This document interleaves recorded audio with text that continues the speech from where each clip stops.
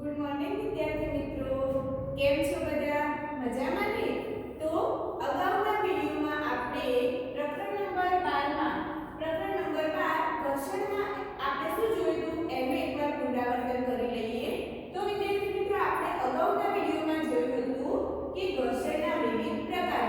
તો વિદ્યાર્થી મિત્રો, તમે બધાએ સરસ તૈયારી કરી હશે. તમને જે પીડીએફ મોકલવામાં આવી હતી એ પીડીએફ તમે લખી હશે, વિડિયો જોયો હશે, તો તમને બધાને ખ્યાલ જ હશે કે ઘર્ષણના વિવિધ કેટલા પ્રકારો છે. તો તમને બધાને આવડતું જ હશે કે ઘર્ષણના કેટલા પ્રકાર છે. તો ઘર્ષણના મુખ્ય 3 પ્રકાર છે. એક છે સ્થિર ઘર્ષણ બળ, બીજું છે સરકતું ઘર્ષણ બળ અને ત્રીજું છે લોટન ઘર્ષણ બળ. તો એમાં આપણે સ્થિર ઘર્ષણ બળ અને સરકતા ઘર્ષણ બળ વિશે માહિતી મેળવી હતી. એના પછી આપણે જોયું હતું કે ઘર્ષણ વધારવાના ઉપાયો અને ઘર્ષણ ઘટાડવાના ઉપાયો. તો અમુક પરિસ્થિતિ એવી હોય છે કે જેમાં આપણે ઘર્ષણ વધારવું અનિવાર્ય હોય છે. તો ફરી આપણે એને એકવાર રિપીટ કરી લઈએ, એનું પુનરાવર્તન કરી લઈએ. તો અમુક પરિસ્થિતિ એવી હોય છે કે જેમાં ઘર્ષણ વધારવું જરૂરી હોય છે. વિદ્યાર્થી મિત્રો, તમે બધાએ જોયું હશે કે જ્યારે રમતવીરો રમત રમતા હોય છે ત્યારે કબડ્ડીના રમતવીરો જ્યારે કબડ્ડી રમતા હોય છે ત્યારે શું કરતા હોય છે? તો એ લોકો એ પોતાના હાથમાં શું કરે છે? તો માટી ઘસે છે. એનું કારણ શું? તો કે માટી ઘસવાના કારણે એમના હાથ સરકી જતા નથી. તો આવી પરિસ્થિતિમાં એ લોકો શું કરે છે? તો પોતાના હાથ ઉપર માટી ઘસે છે. આના સિવાય મારે અહીંયા બ્લેકબોર્ડ ઉપર લખવું હોય તો મારે આ બ્લેકબોર્ડ ઉપર લખવા માટે ચોક અને બ્લેકબોર્ડ ઉપર હું આ ઘર્ષણ લખ્યું. તો ઘર્ષણ શેના કારણે લખાય છે? તો ચોક અને આ બ્લેકબોર્ડ વચ્ચે ઘર્ષણ થવાના લીધે જ શું થાય છે? તો બ્લેકબોર્ડ ઉપર હું ચોકથી લખી શકું છું. એવી જ પરિસ્થિતિ તમે જ્યારે કાગળમાં લખતા હોવ છો ત્યારે કાગળ અને બોલપેન વચ્ચે પણ શું થાય છે? તો એક પ્રકારનું ઘર્ષણ ઉદ્ભવે છે, જેના કારણે જ આપણે કાગળ ઉપર બોલપેનથી સરળતાથી લખી શકીએ છીએ. આ સિવાય આપણે જોઈએ તો કે બૂટ અને ચપ્પલના તળિયા તમે ક્યારે એકદમ સપાટ જોયા ખરા? ના. તો બૂટ અને ચપ્પલના તળિયા હંમેશા કેવા રાખવામાં આવે છે? તો બૂટ અને ચપ્પલના તળિયા હંમેશા ખાંચાવાળા રાખવામાં આવે છે, જેના કારણે આપણે શું કરી શકીએ છીએ? તો રસ્તા ઉપર સરળતાથી ચાલી શકીએ છીએ. એના પછી જોઈએ તો કે મોટા મોટા વાહનો અને સાયકલોની જે બ્રેક પ્રણાલી હોય છે એ બ્રેક પ્રણાલીમાં બ્રેક પેડ રાખવામાં આવે છે. તો આપણે બ્રેક મારવાના કારણે બ્રેક પેડના કારણે આપણે જ્યારે બ્રેક મારીએ છીએ ત્યારે શું થાય છે? તો સાયકલ અથવા અન્ય વાહનો જે હોય છે એ અમુક સમય ધીમી ગતિએ ચાલે છે અને અમુક સમય પછી શું થઈ જાય છે? સ્ટોપ થઈ જાય છે. એના પછી આપણે જોયું કે કાર, ટ્રક, મોટા મોટા બુલડોઝરો, આ બધા વાહનો જે છે એમના ટાયરો તમે જોયા હશે. તો એમના ટાયરો કેવા હોય છે? તો એ ટાયરોની સપાટી હંમેશા ખાંચાવાળી રાખવામાં આવે છે. તો સપાટી કેમ ખાંચાવાળી રાખવામાં આવે છે? તો કે એ રસ્તા ઉપર સરળતાથી ચાલી શકે છે અને એ સપાટી ખરબચડી સપાટી, વાહનના ટાયરોની ખરબચડી સપાટી અને એ જે રસ્તા ઉપર ચાલે છે એ રસ્તા અને વાહનોની ખરબચડી સપાટી બંને વચ્ચે શું થાય છે? તો એક પ્રકારનું ઘર્ષણ ઉદ્ભવે છે, જેના કારણે એ રસ્તા ઉપર સરળતાથી ચાલી શકે છે. તો વિદ્યાર્થી મિત્રો, આ જોયું આપણે ઘર્ષણ વધારવાના ઉપાય. એના પછી જોઈએ કે ઘર્ષણ ઘટાડવાના ઉપાયો. આ આપણે અગાઉના વિડિયોમાં સરસ રીતે સમજી ગયા હતા, પણ ફરી આપણે જ્યારે નવો મુદ્દો ચાલુ કરીએ એના પહેલા એકવાર આને રિપીટ કરી લઈએ. તો કે ઘર્ષણ ઘટાડવું પણ અમુક પરિસ્થિતિમાં અનિવાર્ય બને છે. તો આ વિદ્યાર્થી મિત્રો, આવું કેમ થાય છે કે અમુક પરિસ્થિતિમાં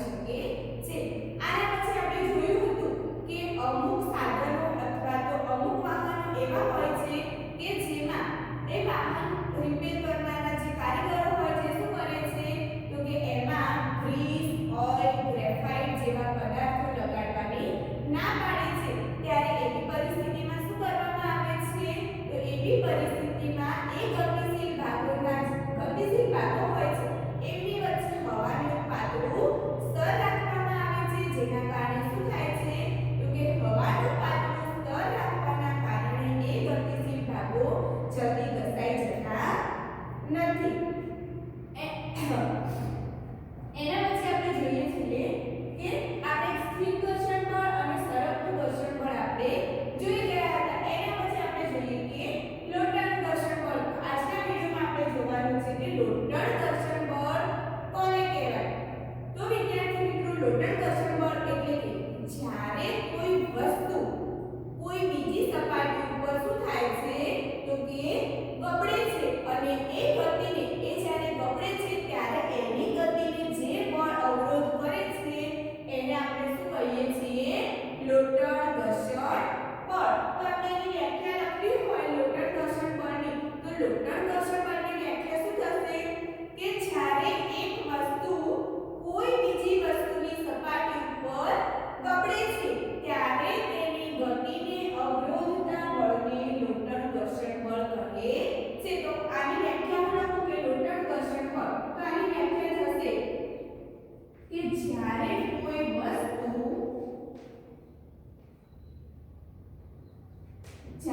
વસ્તુ કોઈ બીજી સપાટી પર શું કરે છે વિદ્યાર્થી મિત્રો, સપાટી પર ગબડે છે. ગબડે ત્યારે શું કરે છે, ગતિ કરે છે. તો ગબડે છે ત્યારે તેની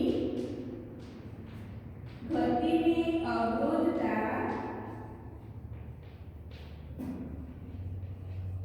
બળને કયું ઘર્ષણ બળ કહે છે તો કે લોટન ઘર્ષણ બળ કહે છે. તો કે લોટન ઘર્ષણ બળ કોને કહેવાય તો કે જ્યારે કોઈ વસ્તુ કોઈ બીજી વસ્તુની સપાટી ઉપર ગબડે છે ત્યારે તેની ગતિને અવરોધતા બળને લોટન ઘર્ષણ બળ કહે છે. આ એની વ્યાખ્યા થઈ લોટન ઘર્ષણ બળની. તો એના પછી આપણે જોઈએ કે લોટન ઘર્ષણ બળની મદદથી આપણે ઘર્ષણ કેવી રીતે ઘટાડી શકીએ છીએ. તો આપણે એની વ્યાખ્યામાં જોયું કે જ્યારે કોઈ વસ્તુ કોઈ બીજી વસ્તુની સપાટી પર ગબડે છે અને ત્યારે તેની ગતિને અવરોધતા બળને લોટન ઘર્ષણ બળ કહે છે. તો વિદ્યાર્થી મિત્રો, એના પછી આપણે જોઈએ કે લોટન ઘર્ષણ બળની મદદથી ઘર્ષણ ઘટાડવાના ઉપાયો.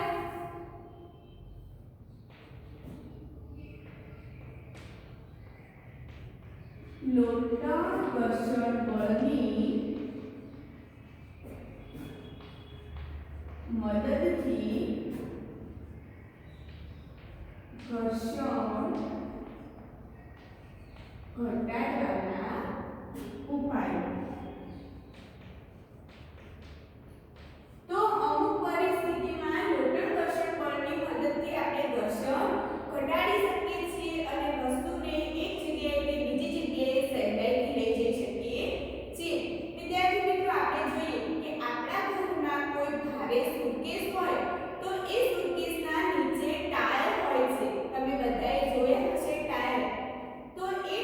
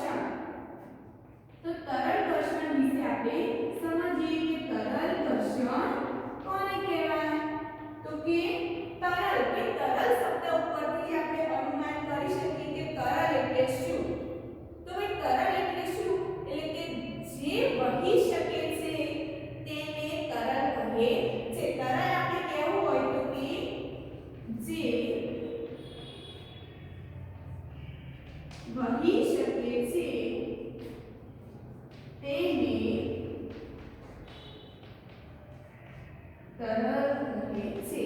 તરલ એટલે કે વહી જવું અથવા સરકી જવું.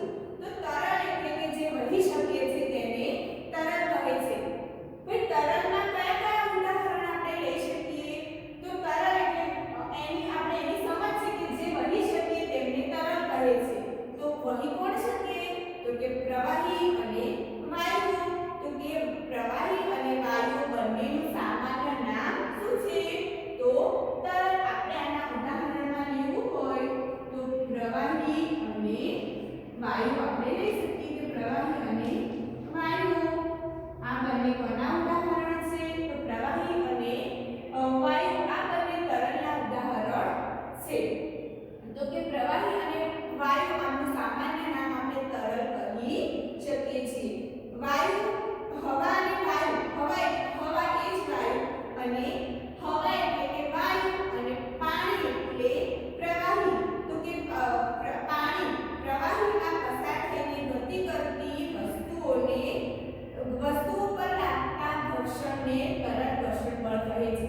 એટલે કે વાયુઓ અને પ્રવાહીમાં આ બંનેમાં જે ઘર્ષણ લાગે છે એટલે કે વાયુ ખુલ્લી જગ્યા હોય, આકાશમાં કોઈ વસ્તુ પસાર થતી હોય અને એના ઉપર જે ઘર્ષણ બળ લાગે છે એને આપણે કેવું ઘર્ષણ બળ કહીએ છીએ? તરલ ઘર્ષણ બળ. આ સિવાય પાણી હોય એટલે પ્રવાહી હોય તો આ પાણીમાં પણ સબમરીન છે, પછી હોડી છે, સ્ટીમર છે, આ બધા શું કરે છે? તો કે એમાં થઈને પસાર થાય છે. તો એમના ઉપર પણ અમુક પ્રકારનું ચોક્કસ ઘર્ષણ બળ લાગે છે અને એ ઘર્ષણ બળને આપણે કેવું ઘર્ષણ બળ કહીએ છીએ? તો તરલ ઘર્ષણ બળ કહીએ છીએ. એટલે કે વાયુ દ્વારા અને પાણી દ્વારા જે ઘર્ષણ બળ લાગે છે એ ઘર્ષણ બળને આપણે કેવું ઘર્ષણ બળ કહીએ છીએ? તો કે તરલ ઘર્ષણ બળ કહીએ છીએ. તરલમાં ગતિ કરતી વસ્તુઓ પર લાગતા ઘર્ષણ બળને ડ્રેગ એટલે કે ઘસડવું કહે છે. એટલે કે તરલોમાં એટલે કે જે પ્રવાહી અને વાયુમાં જે ઘર્ષણ બળ લાગે છે એ ઘર્ષણ બળને આપણે શું કહીએ છીએ? ડ્રેગ કહીએ છીએ. ડ્રેગ એટલે એનો ગુજરાતી અર્થ છે ઘસડાવવું. તો કે ડ્રેગ એટલે કે ઘસડાવવું. તો કે તરલોમાં જે પદાર્થો ગતિ કરે છે તો કે એ વસ્તુ પર લાગતા ઘર્ષણ બળને ડ્રેગ એટલે કે ઘસડાવવું કહે છે. અને ડ્રેગનો આધાર ઘસડાવો. ડ્રેગ એટલે કે ઘસડાવો. તો કે આ ઘસડાવવાનો આધાર કોની વચ્ચે રહેલો છે? તો કે તરલની સાપેક્ષે વસ્તુની ઝડપ. એટલે કે તરલ જે હોય છે કે તરલ ઘર્ષણ બળ જે હોય છે એની સાપેક્ષે વસ્તુની ઝડપ કેવી હોય છે અને વસ્તુનો આકાર અને તરલના પ્રકાર પર છે. તો કે તરલનો ડ્રેગનો આધાર ત્રણ વસ્તુઓ પર રહેલો છે. એક તો એની ઝડપ, બીજું છે ડ્રેગનો આધાર કેટલી વસ્તુઓ પર રહેલો છે? ત્રણ. એક તો એ છે એની વસ્તુની ઝડપ.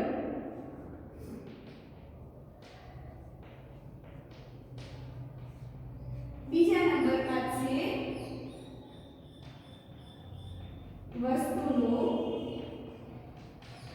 આકાર. એક છે વસ્તુની ઝડપ, બીજું છે વસ્તુનો આકાર અને ત્રીજું છે તરલનો પ્રકાર.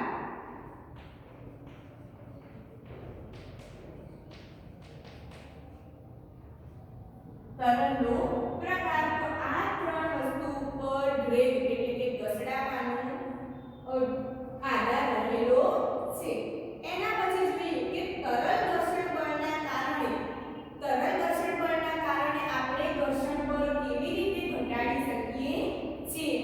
તો કે તરલ ઘર્ષણ બળના કારણે તો કે વસ્તુઓ જ્યારે તરલમાં થઈને એટલે કે વાયુ અથવા પ્રવાહી તરલ શબ્દ આવે ત્યારે તમારે કાં તો વાયુ શબ્દ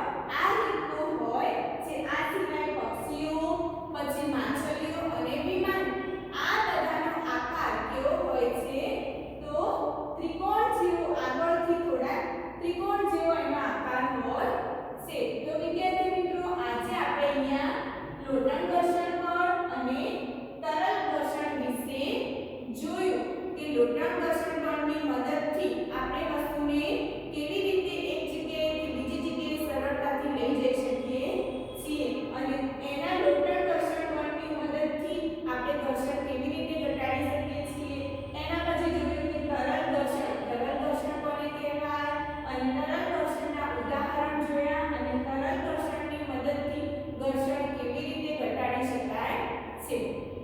તો આનો આપણે સરસ મજાનો એક વિડિયો જોઈશું અને આ વિડિયો જોયા પછી તમને જે પીડીએફ ફાઇલ મોકલવામાં આવે છે એ પીડીએફ તમારે સારા અક્ષરે વર્ગ કાર્યની નોટબુકમાં લખવાની. બીજી વસ્તુ પર સરકાવવા કરતાં ગબડાવવી હંમેશા સરળ હોય છે. આ જ કારણ છે કે પૈડા લગાવેલા સામાન ખેંચવા સગવડ ભર્યા હોય છે. શું હવે તમે એ સમજી શકો છો કે પૈડાના આવિષ્કારને માનવ જાતિની મહાન શોધોમાં કેમ ગણવામાં આવે છે? કારણ કે લોટણ ઘર્ષણ એ સરકતા સ્લાઇડિંગ ઘર્ષણ કરતાં ઓછું હોય છે. તેથી મોટાભાગના મશીનોમાં સ્લાઇડિંગને બોલ બેરિંગના ઉપયોગ દ્વારા લોટણમાં બદલવામાં એટલે કે રિપ્લેસ કરવામાં આવે છે. છતના પંખાઓ અને સાયકલોમાં ધરી, એક્સેલ અને કેન્દ્ર હબની વચ્ચે બોલ બેરિંગનો ઉપયોગ આના સામાન્ય ઉદાહરણો છે. તરલ ઘર્ષણ, ફ્લુઇડ ફ્રિક્શન. તમે જાણો છો કે હવા ઘણી હલકી અને પાતળી હોય છે, છતાં તેમાં પસાર થઈને ગતિ કરતી વસ્તુઓ પર હવા ઘર્ષણ બળ લગાડે છે. તે જ રીતે પાણી અને બીજા પ્રવાહીઓ તેમાં પસાર થઈને ગતિ કરતી વસ્તુઓ પર ઘર્ષણ બળ લગાડે છે. વિજ્ઞાનમાં વાયુઓ અને પ્રવાહીઓનું સામાન્ય નામ તરલ છે. આથી આપણે કહી શકીએ કે તરલ તેમાં પસાર થઈને ગતિ કરતી વસ્તુઓ પર ઘર્ષણ બળ લગાડે છે. તરલો દ્વારા લગાડવામાં આવતા ઘર્ષણ બળને ઘસડાવવું ડ્રેગ પણ કહે છે. કોઈ વસ્તુ પર તરલ દ્વારા લાગતું ઘર્ષણ બળ એ વસ્તુની તરલની સાપેક્ષે ઝડપ પર આધાર રાખે છે. ઘર્ષણ બળ પદાર્થના આકાર અને તરલના પ્રકાર પર પણ આધાર રાખે છે. તે સ્પષ્ટ છે કે જ્યારે વસ્તુઓ કોઈ તરલમાં થઈને ગતિ કરે છે ત્યારે તેમણે તેમના પર લાગતા ઘર્ષણ બળને સમતોલીને પાર એટલે કે ઓવરકમ કરવું પડતું હોય છે. આ પ્રક્રિયામાં તેઓ ઊર્જા ગુમાવે છે. આથી ઘર્ષણ ઘટાડવાના પ્રયત્નો કરવામાં આવે છે. તેથી પદાર્થોને વિશિષ્ટ આકાર આપવામાં આવે છે. તમારા ખ્યાલે વૈજ્ઞાનિકોને આ વિશિષ્ટ આકારો વિશે ક્યાંથી સંકેત એટલે કે હિન્ટ પ્રાપ્ત થાય છે?